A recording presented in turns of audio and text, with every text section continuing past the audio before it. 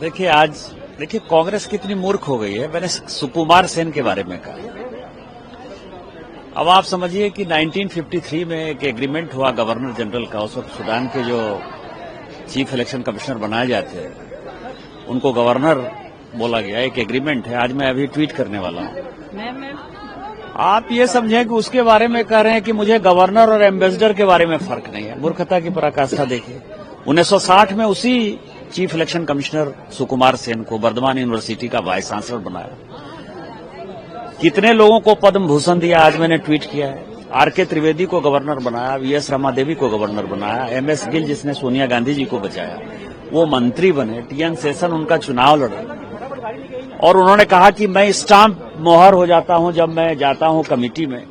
2010 में chief vigilance commissioner की नियुक्ति हुई। आप लोगों के जानकारी के लिए थॉमस, जिसके ऊपर की पामोलिन घोटाले का जो है बड़ा आरोप था, उस आरोपी को जो है Sushma Swaraj ji leader of the opposition थी, उन्होंने विरोध दर्ज किया ऑन पेपर कि ये करप्ट आदमी है, इसको भ्रष्टाचार का मुखिया कैसे बनाओगे, सीबीसी का मुखिया ने कैसे बनाओगे।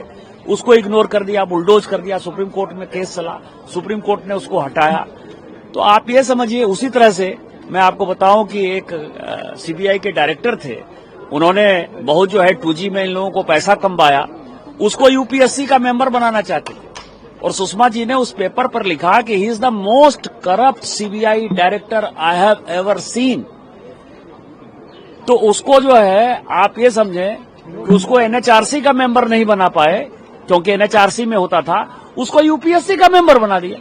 और फाइनली उसी करप्शन में यूपीएससी के मेंबरशिप से उसको हटना पड़ा। अभी भी वो जिंदा है।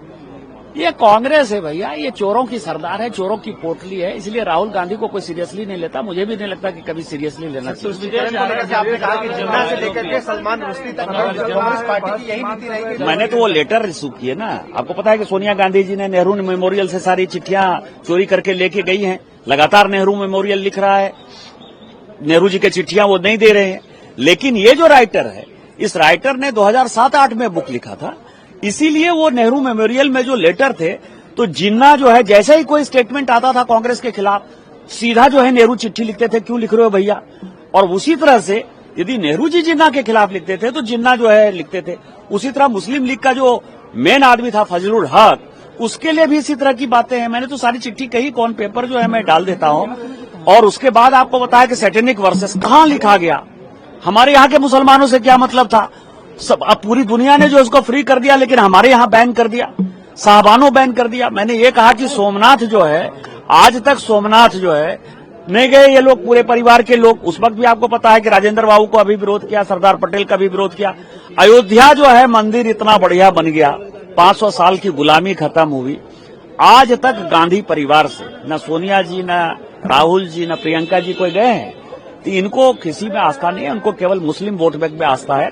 और एसआईआर का जो विरोध है बंगाल में, जो मैंने बताया, चाहे मालदा हो, मुर्शिदाबाद हो, दिनाजपुर हो, चाहे 24 परगना हो, चाहे मेदिनीपुर हो, चाहे कोलकाता हो, जिस तरह से मुस्लिम पॉपुलेशन बढ़ा है, वो 1907 से लेकर 1947 तक जो भारत की स्थिति थी, जिसमें कांग्रेस मुस्लिम परस्त राजनीति कर रही थी, आज भी वही कर रही है। और एसआईआर और ईवीएम का विरोध इसी कारण से होगा।